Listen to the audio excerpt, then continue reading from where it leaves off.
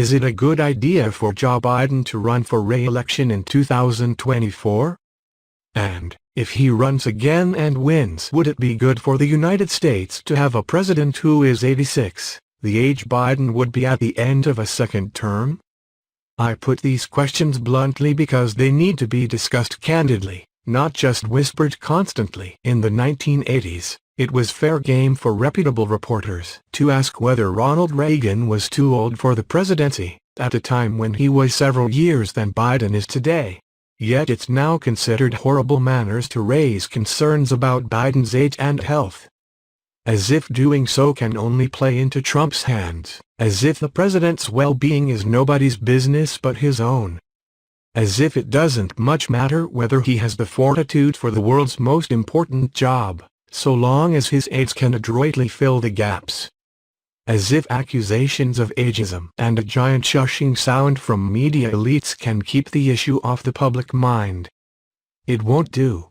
From some of his public appearances, Biden seems uneven, often cogent, but sometimes alarmingly incoherent. What's the reason? I have no idea. Do his appearances inspire strong confidence that the president can go the distance in his current term, to say nothing of the next? No. And many people seem to know it. On Sunday, my colleagues Jonathan Martin and Alexander Burns reported on the Democratic Party's not-so-quiet murmurs about what to do if Biden decides not to run. Aspirants for the nomination appear in the story like sharks circling a raft, swimming slow. This is not healthy. Not for the president himself, not for the office he holds, not for the Democratic Party, not for the country. In 2019, the Biden campaign, cognizant of the candidate's age, sold him to primary voters as a transition figure. The guy whose main purpose was to dethrone Trump and then smooth the way for a fresher Democratic face. Biden never made that promise explicit, but the expectation feels betrayed. Things might be different if the Biden presidency were off to a great start. It's not, blame Joe Manchin or Mitch McConnell or the anti-vaxxers, but Biden's poll numbers have been deeply underwater since August. The man who once gave his party hope now weighs on his party's fortunes like a pair of cement shoes. Things might also be different if it looked like the administration would soon turn the corner.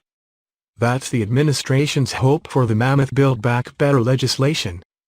But last month's passage of the infrastructure bill didn't really move the political needle for Biden, and that bill was genuinely popular.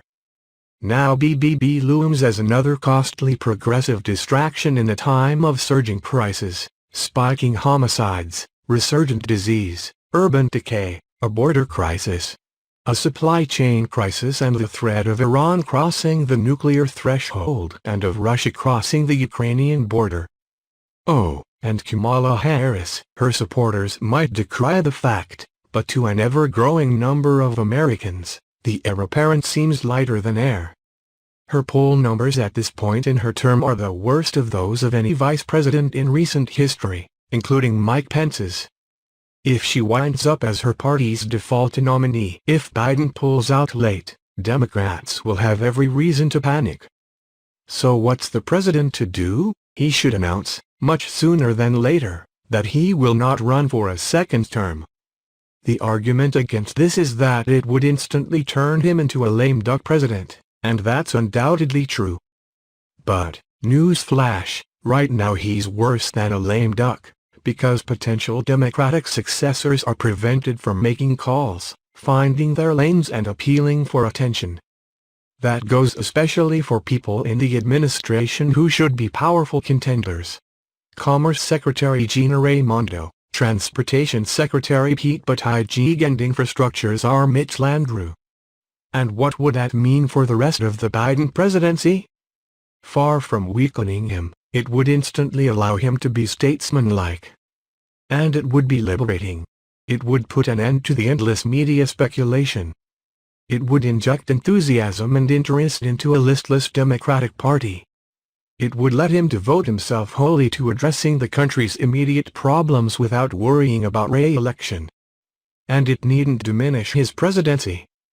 George H. W. Bush accomplished more in 4 years than his successor accomplished in 8.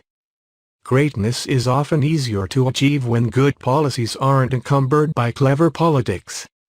Biden should think on it, and act soon.